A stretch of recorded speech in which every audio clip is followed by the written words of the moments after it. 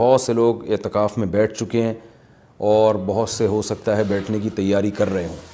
اعتکاف وہ عمل ہے جو رسول اللہ صلی اللہ علیہ وسلم نے پابندی سے فرمایا۔ جب آپ صلی اللہ علیہ وسلم کا آخری وقت تھا، عمر کا آخری حصہ تھا، تو اس میں آپ صلی اللہ علیہ وسلم پابندی سے اعتکاف فرمایا کرتے تھے۔ اس کی فضیلت کیا ہے؟ رسول اللہ صلی اللہ علیہ وسلم نے فرمایا ایک دن کا اعتکاف، بشرطے کے اخلاص کے ساتھ ہو، ایک دن کا اعتکاف آپ نے فرمایا انسان کو جہنم کی آگ سے ایسے دور کر دیتا ہے جیسے زمین اور آسمان کا جیسے فاصلہ ہے۔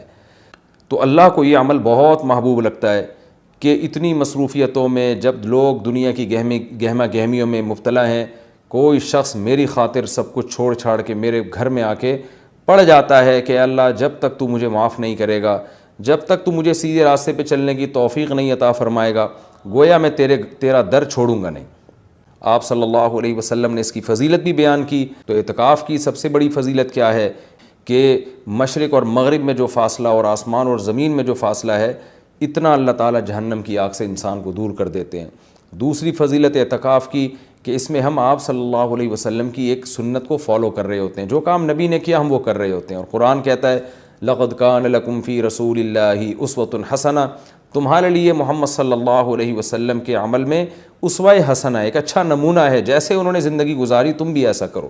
تیسرا فائدہ اعتکاف میں کیا ہوتا ہے کہ آپ 10 دن جب مسجد کے ماحول میں گزارتے ہیں، مسجد کی ایک روحانیت ہوتی ہے، مسجد گناہوں سے پاک جگہ ہے، تو اس کچھ بھی نہ کریں، اس روحانیت کے اثرات آپ کے دل کے اندر جذب ہوتے ہیں، لاشعوری طور پر آپ کا دل اندر سے تبدیل ہوتا ہے۔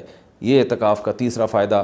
چوتھا فائدہ، آپ کو 10 دنوں تک باجماعت نماز پڑھنے کی توفیق ملتی ہے، آپ کو مسجد میں عبادت کی توفیق ملتی ہے، فارغ علماء کے بیانات سننے کی آپ کو توفیق ملتی ہے۔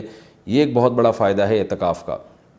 اور سب سے بڑا فائدہ کیا جو حدیث میں بھی منقول ہے، اور آپ صلی اللہ علیہ وسلم نے اعتکاف کی مشروعیت کی ایک وجہ یہ بھی بیان کی ہے کہ اس سے انسان کو لیلۃ القدر نصیب ہوتی ہے۔ آپ صلی اللہ علیہ وسلم لیلۃ القدر کی رات کی تلاش میں بھی اعتکاف فرمایا کرتے تھے، 10 دنوں کے لیے مسجد میں آ کے بیٹھ جایا کرتے تھے۔ تو معتکف کو یقینی طور پر لیلۃ القدر کی رات ملتی ہے، بالفرض اگر وہ سوتے ہوئے میں بھی لیلۃ القدر کی رات گزر جائے اور اس سے عبادت نہ ہو سکے تو کم از کم اعتکاف والی عبادت تو اس کو لیلۃ القدر میں ملے گی۔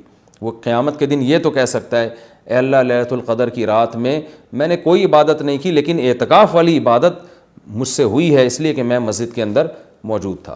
معتکف کو اپنا وقت زیادہ سے زیادہ عبادت میں، تلاوت میں، نماز میں، دعاؤں میں لگانا چاہیے۔